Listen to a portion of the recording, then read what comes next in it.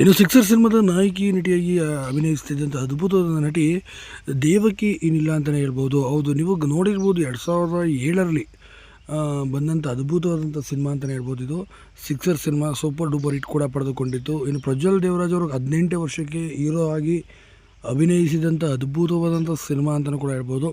ಇದು ದೊಡ್ಡ ಮಟ್ಟಿಗೆ ಬ್ಲಾಕ್ ಬಸ್ಟರ್ ಕೂಡ ಆಗಿತ್ತು. ಇನ್ನು ಆ ಸಿನಿಮಾದಲ್ಲಿ ಅಭಿನಯ ಮಾಡಿದಂಥ ನಾಯಕಿಯಾಗಿ ಅಭಿನಯಿಸಿದಂಥ ದೇವಕಿ ಅಂತ ಅವರ ಹೆಸರು.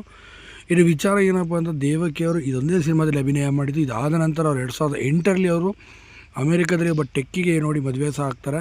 ಈ ಮದುವೆ ಆದ ನಂತರ ಅವರು ಅಮೇರಿಕಾದಲ್ಲಿ ಹೋಗಿ ಸೆಟಲ್ ಕೂಡ ಆಗ್ತಾರೆ. ಇಂದಿಗೂ ಕೂಡ ದೇವಕಿ ಅವರು ಹೇಗಿದ್ದಾರೆ, ಅವ್ರು ಯಾವುದೇ ಸೋಷಿಯಲ್ ಮೀಡಿಯಾ ಪೇಜ್ಗಳಲ್ಲಾಗಲಿ ಎಲ್ಲೂ ಕೂಡ ಅವರು ಕಾಣಸಿಕ್ಕಿಲ್ಲ. ಮತ್ತು ಅವ್ರು ಯಾವುದೇ ಸಂದರ್ಶನ ಕೂಡ ಇವತ್ತಿನ ತನಕ ಸಹ ಕೊಡಲಿಲ್ಲ. ಹಾಗಾಗಿ ದೇವಕಿ ಅವರು ಬರೋಬ್ಬರಿ ಚಿತ್ರರಂಗದ 20 ವರ್ಷಗಳ ದೂರದಿಂದ ಅಂತರನೇ ಕಾಯ್ದುಕೊಂಡ್ರು. ಮಾಡಿದ ಒಂದೇ ಸಿನಿಮಾ, ಯಾಕೋ ಒಂದೇ ಸಿನಿಮಾಕ್ಕೆ ಅವರು ದೂರನೇ ಆಗ್ಬಿಟ್ರು. ಮದುವೆ ಆದ ನಂತರ ಕಂಪ್ಲೀಟಾಗಿ ಅಮೇರಿಕಾದಲ್ಲೇ ಉಳ್ಕೊಂಡ್ರು. ಸದ್ಯ ಈಗ ದೇವಕಿಯವರು ಇನ್ನಿಲ್ಲ ಅಂತ ಹೇಳ್ಬೋದು ಚಿತ್ರರಂಗದಿಂದ. ಎಷ್ಟೋ ಜನಕ್ಕೆ ದೇವಕಿ ಯಾರು ಅಂತ ಇಂದಿಗೂ ಸಹ ಗೊತ್ತೇ ಇಲ್ಲ ಅಂತ ಹೇಳ್ಬೋದು. ಆಗ ನೀವೇನಂತೀರಿ?